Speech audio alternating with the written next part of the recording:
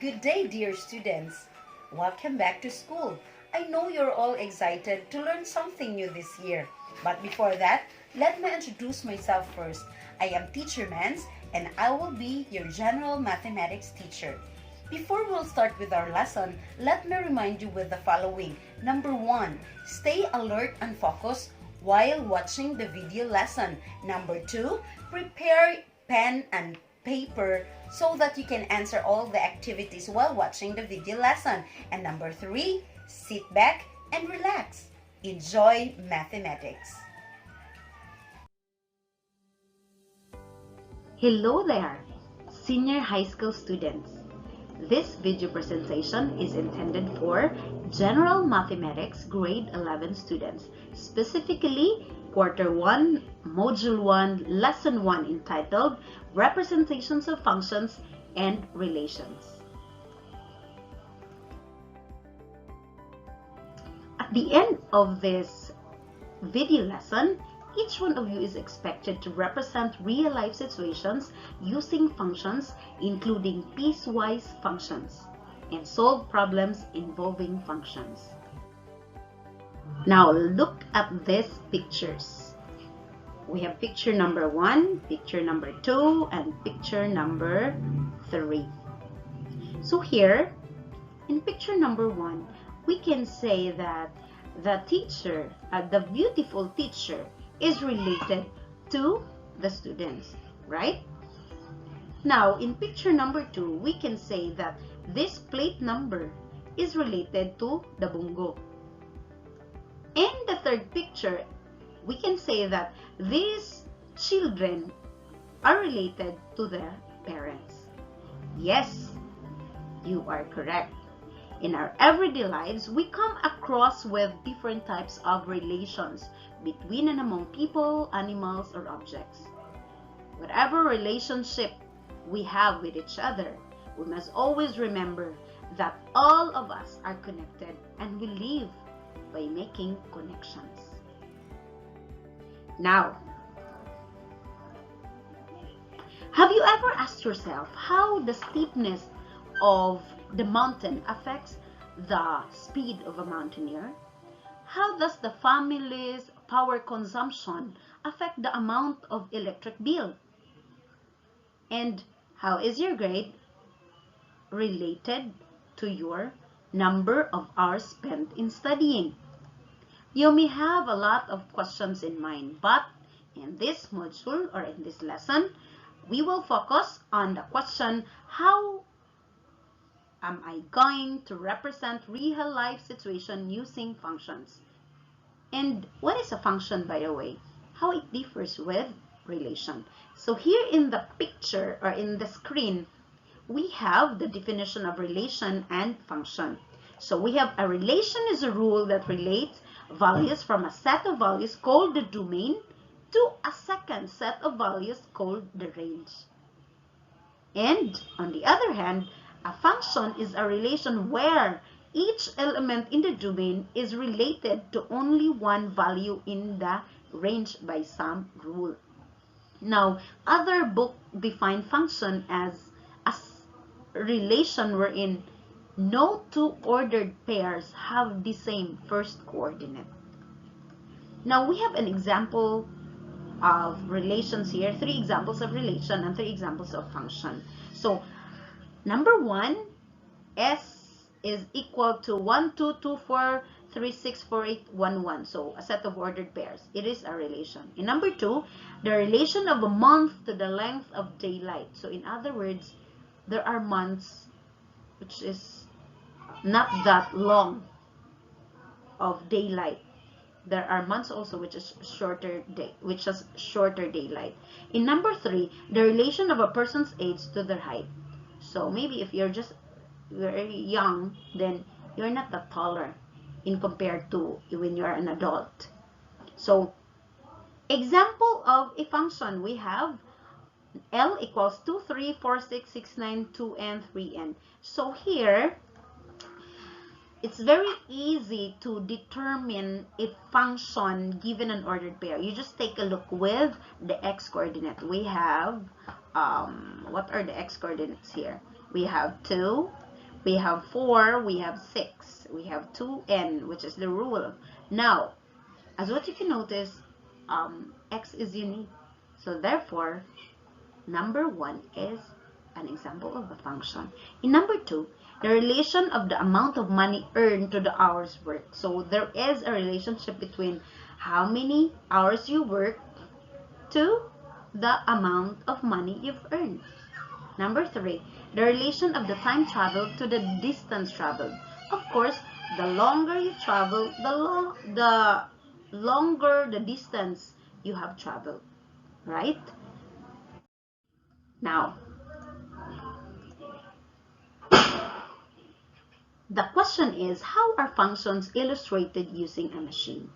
Yes, this is what we call a function machine, where this machine relates an input, which is in our example the cacao, to our output, which is in this example the chocolate, very yummy chocolate. So from the input, which is the cacao, to the output, which is the yummy chocolate. Now the question is, what happened inside this machine? Inside this machine, what happened here? Why the cacao became the chocolate? Now, inside this machine is a rule. A rule wherein every input following the rule leads to our output. So, remember, input, then following a rule, then output. Remember that.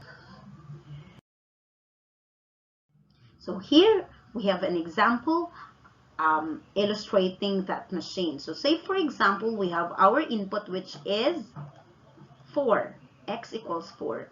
Following the rule, which is y equals 2x plus 3, leads to our output, which is y equals 11. So how that happened? So we have y equals 2x plus 3 plus 3. So you just substitute our value of x, which is 4, plus 3. So that is 8 plus 3 equals 11. Yes. So from input, which is 4, following the rule, which is y equals 2x plus 3, it leads us to our output, which is 11. So function can be represented or can be expressed using an ordered pair also. So here are some examples here. So let us identify whether these relations are functions given an ordered pair. In number 1, let's take a look. The name of the function is f.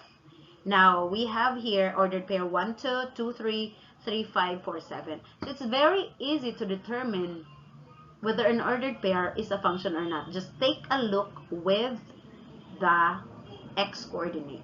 So we have here an x coordinate 1, 2, 3, and 4. So as what you can see, our x coordinate is unique. So walay nagbalik-balik na x coordinate. Therefore, number 1 is a function. In number 2, so this is an relation G. We have the name of the relation is G. Here in number 1, the name is F. So we have 1, 3, 1, 4, 2, 4, 2, 6.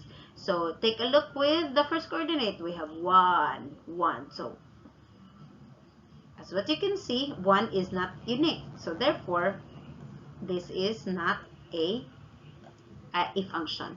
Let's take a look with number 3. The name of the function, the name of the relation is H. So we have 1, 3, 2, 6, 3, 9, and 3, n. So it's very noticeable that this is a function. Let's proceed with number 4. M is equal to the relation of a person's age to their height. So I think there are a lot of people who have the same age and they have different heights, right? So this is only a relation. This is not a function. So our x coordinate here is not unique. So in number 5, the relation of the time traveled to the distance traveled. So as what I've said earlier in the previous slide, this is a function. Now, functions can be expressed also using a mapping diagram. There are 3 mapping diagrams here. We have F, H, and G. So let us identify which of the following mapping diagrams represent functions. So in number 1, so 1 is paired to 3. 2 is paired to 5, 3 is paired to 9, 4 is paired to 17, and 5 is paired to 33. So it's noticeable that our x here is unique, therefore this is a function. How about h? 7 is paired to 11, 13. So if we have 7 here, it is paired to 11. 7 is paired again to 13. So 7 is not unique. So therefore this is not a function. How about G? We have 5 is paired to 1, 6 is paired to 0, 7 is paired to 1, 9 is paired to 0. So as what you can see, our x here is unique, therefore this is a function. Now let's proceed. How are functions expressed as a table of values? So let's recall, function can be represented through an ordered pair. Second, it can be represented through a mapping diagram. And third, it can be represented through a table of values. So we have here table of values, 3 table of values. Let us identify whether which of the following represent function. Letter A. So we have, it's very easy. Again, it's very easy to determine because you just look at with the x values. We have 2, we have 3, we have 4, we have 3. So as what you can notice, bumalik si 3. Therefore, this is not a function. How about letter B? 4, 7, 8, 8. So 8, bumalik naman si 8. Therefore, this is not a function. How about letter C? We have negative 1, negative 2, negative 3, negative 5. So our x values are unique, therefore this is a function. Now, how are functions expressed as a rule? So we have here 5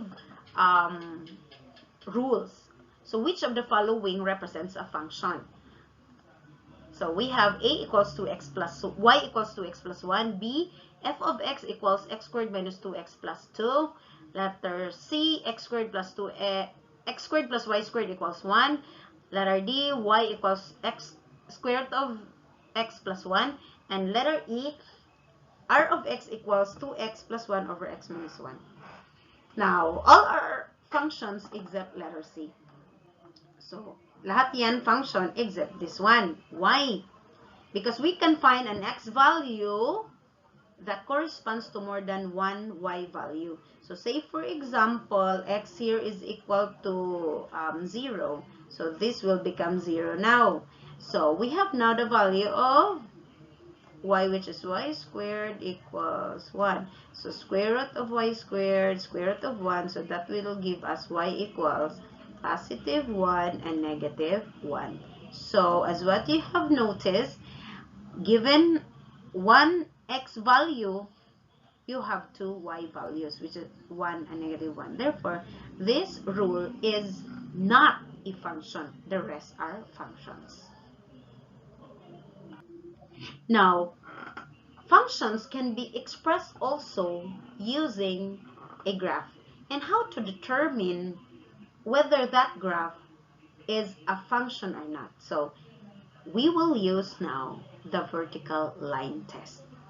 So vertical line test is very useful in determining whether a certain graph is a function or not. A graph represents a function if and only if each vertical line intersects the graph at most once. So kaisa lang siya mag-intersect sa graph. So take a look with this vertical line here, red vertical line. So when you drop a vertical line, so it will just intersect the graph, this black one, once. Therefore, this graph is a function. So we have here, how are functions expressed as a graph? So which of the following can be graphs of functions? So we have here 3 graphs. So let's drop one vertical line. So just imagine that this vertical line. No, erase. Let's drop here one vertical line. So as what you have noticed, we intersect the graph twice. So according to the definition, it is function if it just intersect the graph once. So therefore, this is not a function. How about this? You drop one vertical line, so it intersect only in this part. So therefore, this is a function. It just intersect the graph once. How about here? Okay, imagine that this is vertical, that is not curved.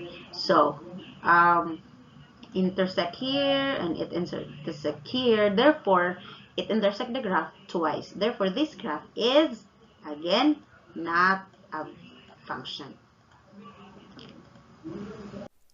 Okay, at this point, let us proceed on the third lesson in this module, which is representing real-life situation using piecewise function. Do you know how functions can be represented in real-life situations? Yes, functions can often be used to model real-life situations. Identifying an appropriate functional model will lead to a better understanding of various phenomena.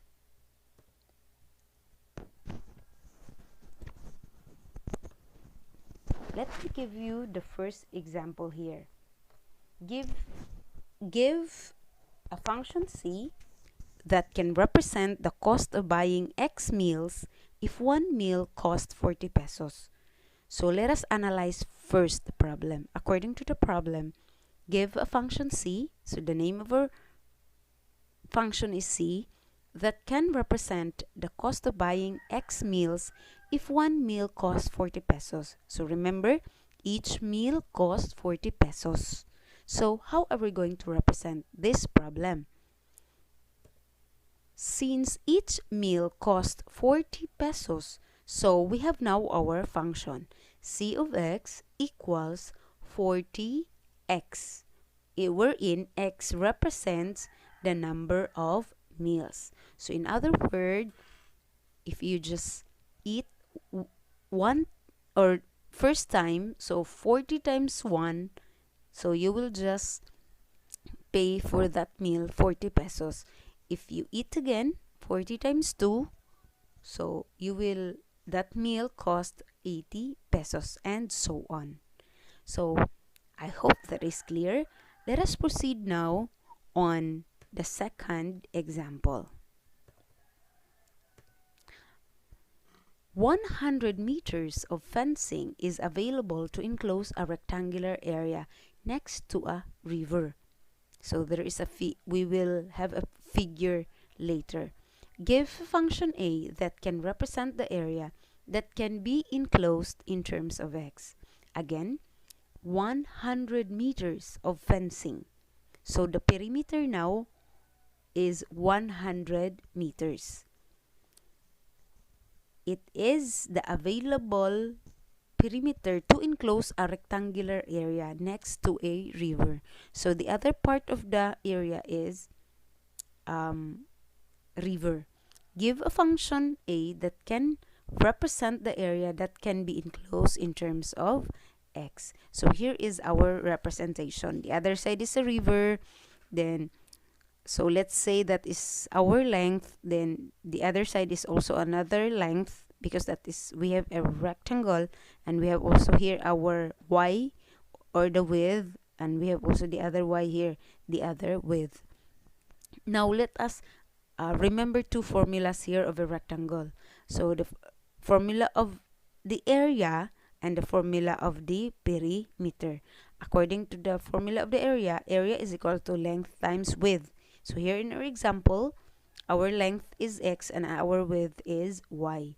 And let us also remember that the formula of our perimeter is perimeter equals 2L, or 2L plus 2W, or 2 length plus 2W.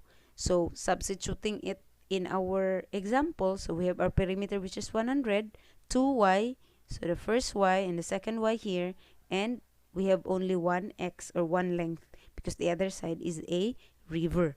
So solving this problem, finding the value of y, so we have 100 minus x all over 2. Simplifying it, we have y equals 50 minus 0.5x. So thus, if we're going, this is now the value of our y. So if we're going to substitute this one to the formula a equals xy, which is the formula of area of a rectangle, so x, you just copy x, times y is, the value of our y is 50 minus 0.5x. So we've substituted here. So applying the distributive property of equality, so x times 50, 50x, x times 0.5x, so that will give us 0.5x squared. So final answer, we have a of x equals 50x minus 0.5x squared. So that is now the representation of our area of our rectangle. So I hope that is clear. So these two problems that I have presented here can be solved only by one formula. But what will happen if a problem needs more than one formula? So we have now our topic, which is on piecewise function. So accordingly, some situation can only be described by more than one formula. So we need other formula for us to solve the problem. So it cannot be solved only by one formula. So we have what we call piecewise defined function. It is a function wherein not by a single equation. It is defined not by a single equation, but by two or more. Each equation is valid for some interval. So that is what we call piecewise defined function. So to make it more vivid to you, let us have the first example. A user is charged 300 pesos monthly for a particular mobile plan, so which includes 100 free text messages. Messages in excess of 100 are charged 1 peso each message. Represent the monthly cost for the text messaging using the function T of M, where M is the number of messages sent in a month. Again, let us read the problem. A user is charged 300 pesos monthly bill for a particular mobile plan. So this mobile plan includes 100 free text messages. But when you have an excess already of your messages, in excess of that 100, you will be charged by the network 1 peso each. So we are going to represent this problem now using the function T of M. So here is our answer, or our solution. So T of M equals, if you will just text 0 to 100, so you will just pay 300 pesos, no more, no less. But if you will have an excess of 100, so greater than 100 excess, so we have this formula now, 300 plus 1 times the quantity of m minus 100. So say for example, we already texted 102. So our m here is 102 minus 100 is 2. 2 messages times 1 is 2 plus 300, so we have 302, which is the payment for the monthly bill now, because we have our excess. So this is our first example of the piecewise function. Another, we have a certain chocolate bar costs 35 pesos per piece. However, if you buy more than 10 pieces, they will be marked down to a price of 32 pesos. So, from 35, it will be marked down to 32 pesos. You will save 3 pesos per piece. Use a piecewise function, f of n, to represent the cost in terms of the number of chocolate bars bought. Again, a certain chocolate bar costs 35 pesos per piece. However, if you buy more than 10 pieces, they will be marked down to a price of 32 pesos. So you will be using f of n now to solve this problem. So here is the solution of our problem. F of n equals, so if you will just buy 0 to 10, so each bar will cost 35 pesos. So if you will buy 10 pieces, so how much will you pay? So that is 35 times 10. So you will pay 350 pesos. But if you will buy more than 10, so each bar will only cost 32. So that is 32n. So you will save if you will buy more than 10 pesos. 10 pieces of chocolate bars. That's it. I hope you enjoy learning mathematics for today's lesson. For our assessment, kindly keep posted on our group chat and our Google Classroom. But before I will end this video, let me leave you with one hugot line. Alam niyo, class, ang math parang love. Bakit? Kasi kailangan yung aralin at matutunan para magawa niyo ang tama. You know. Bye-bye. See you with our next video lesson.